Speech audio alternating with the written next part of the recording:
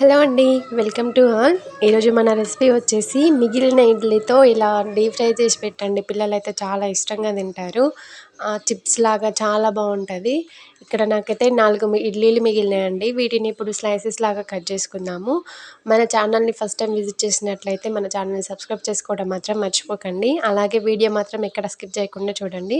చూసారు కదా ఇలా పలుచగా లేయర్స్ లాగా మంచిగా కట్ చేసుకుంటే అప్పుడు ముక్కలు అవి ఇడ్లీ అనేవి మంచిగా డీప్ ఫ్రై అవుతుంది.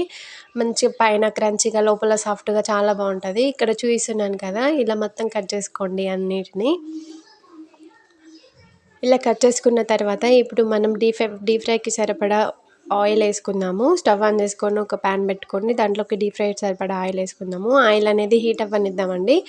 మీడియం ఫ్లేమ్లో ఉంచుకున్నట్లయితే మంచిగా కుక్ అయిపోతాయండి. మంచిగా క్రంచీగా చాలా బాగుంటుంది. ఇడ్లీ తినని వాళ్ళు కూడా చాలా ఇష్టంగా తింటారు. ఎప్పుడైనా మిగిలిన ఇడ్లీలు అని పిల్లలు తినకపోయినా ఇలా చేసి పెట్టండి, చాలా బాగుంటుంది.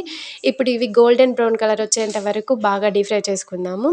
చూసారు కదా, ఇలా మొత్తం కలుపుకుంటూ గోల్డెన్ కలర్ వచ్చే వరకు బాగా డీప్ ఫ్రై చేసుకోవాలండి.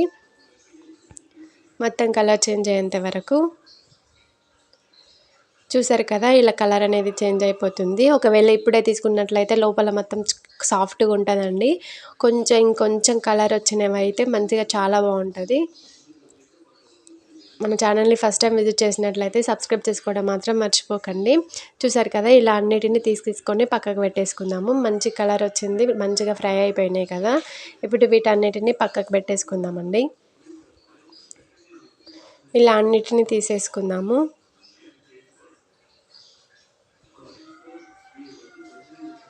నెక్స్ట్ స్టెప్ కూడా ఇలానే వేసుకొని అన్నిటిని సర్వింగ్ బౌల్లోకి తీసుకుందామండి.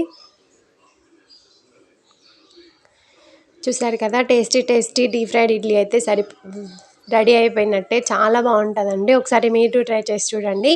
ఇప్పుడు నేను దీంట్లోకి కొంచెం పెప్పర్ పౌడరు,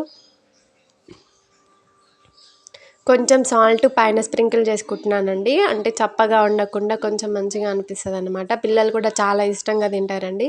ఇలా ట్రై చేసి పెట్టండి. మీ ఇంట్లో ఇడ్లీ మిగిలినప్పుడైనా, పిల్లలు తిననప్పుడైనా ఇలా ట్రై చేసి పెడితే చాలా ఇష్టంగా తింటారు పిల్లలు, పెద్దవాళ్ళు అందరూ. అలాగే నా వీడియో నచ్చినట్లయితే లైక్ చేయండి, షేర్ చేయండి. మన ఛానల్ని సబ్స్క్రైబ్ చేసుకోవడం మాత్రం మర్చిపోకండి. Thank you for watching.